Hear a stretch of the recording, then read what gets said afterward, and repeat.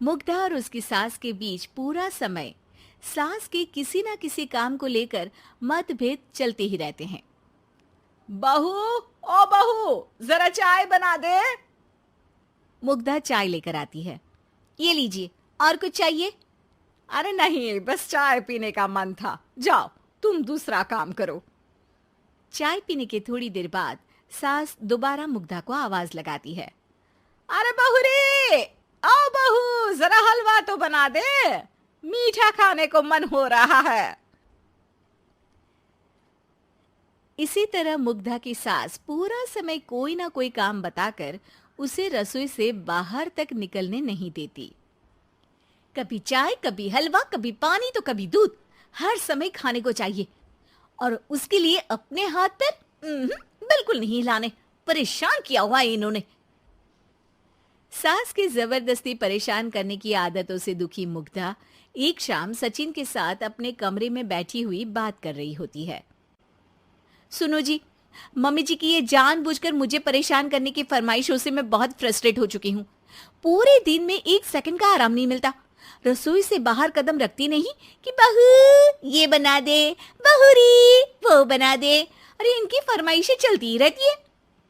अरे मुग्धा, माँ खाने की शौकीन है, पर उम्र हो चली है, खुद खाना नहीं बना सकती, इसलिए तुमसे बोलती है। अरे तो शौक भी उम्र देख कर रखने चाहिए ना। समझ में नहीं आता, हर समय फेविकॉल का जोड़ लगाए सोफे से चिपके बैठी रहती है। इतना सब डाइजेस्ट कैसे हो जाता है उन्हें?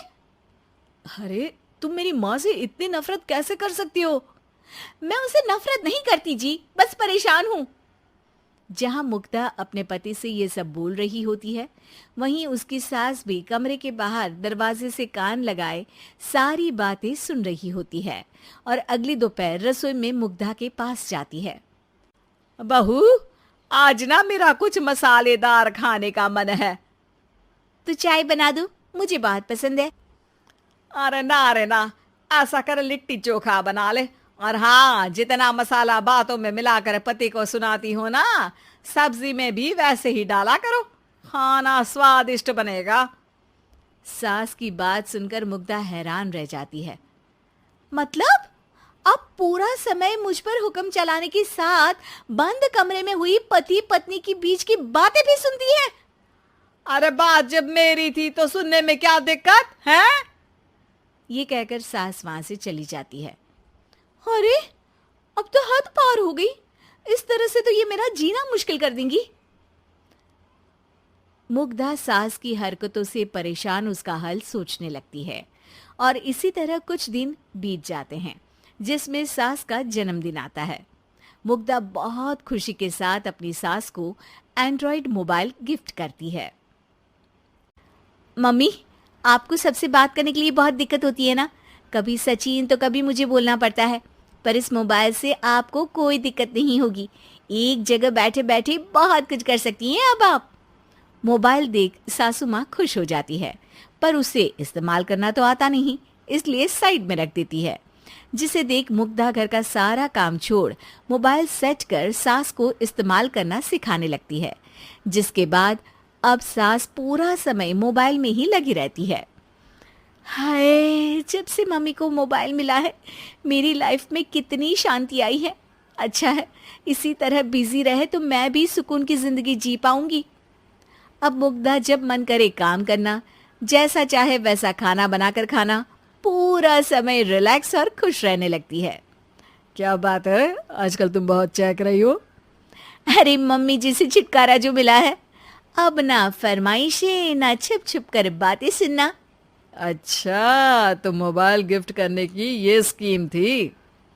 इसी तरह दिन बीतते हैं और अब मोबाइल पर लगी सास फरमाइशों की जगह सवालों के लिए बहू को आवाजें लगाना शुरू कर देती है। अरे बहू सुन तो, देख जरा किसी का फोन क्यों नहीं मिल रहा? रिचार्ज खत्म हो गया है, पर अभी 4 दिन पहले ही तो मैंने किया था, इतनी जल्दी कैसे खत्म हो गया? अरे मैंने कल तेरी कनाडा वाली मौसी सास से 3 घंटे बात की थी ना। क्या? इतना महंगा तो मोबाइल भी नहीं आया जितना महंगा इसका रिचार्ज पड़ रहा है। इसके बाद तो जैसे मुग्धा के दिन के 24 घंटे में से 20 घंटे सास के पास उनके मोबाइल रिलेटेड प्रॉब्लम सॉल्व करने की ड्यूटी ही बन जाती है। अरे मुग्धा, ये मोबाइल में अचानक तेरी मौसी सास की शक्ल क्यों दिखने लगी? और ये तो हिल भी रही है। मम्मी, ये गूगल डुओ का वीडियो कॉल है। इसमें आप बात करने के साथ एक दूसरे की शक्ल भी देख सकती हो। अच्छा, ये तूने मुझे पहले क्यों नहीं बताया? अब बताने के लिए पहले नहीं बताया। इसी बीच सचिन भी वहां आ जाता है और सास अपनी वीडियो कॉल में बिजी हो जाती है। क्यों, सास बहू में क्या गपशप चल रही है? इसे गपशप नहीं, दिमाग का दही होना बोलते हैं। पर तुम तो मम्मी को मोबाइल देकर बहुत खुश थी, फिर क्या हुआ? हाँ, उसका सुकून भी कुछ ही दिन मिला। अब घर के टंटे खत्म हुए तो मोबाइल की टिंग टिंग शुरू हो गई। देखो भाई, कुछ पाने के लिए कुछ खोना तो पड़ता है। आखिर तुमने मोबाइल अपने फायदे के लिए ही तो दिया है, तो फिर सवालों के जवाब भी देने पड़ेंगे, क्योंकि जब तक उनके हाथ में ये फुंथरू रहेगा, तुम्हारी लाइफ में प्राइवेसी और सुकून रहेंगे। कहने का मतलब है अगर इससे प्यार बढ़े तो दाग अच्छे हैं। अरे मुझे पहले दिन से ही पता है मोबाइल किस मकसद से दिया गया है। भूलो मत, इससे पहले मैं बातें ही सुनती थी। सास की ये बात सुनकर मुग्धा शॉक में और सचिन हंसता रह जाता है।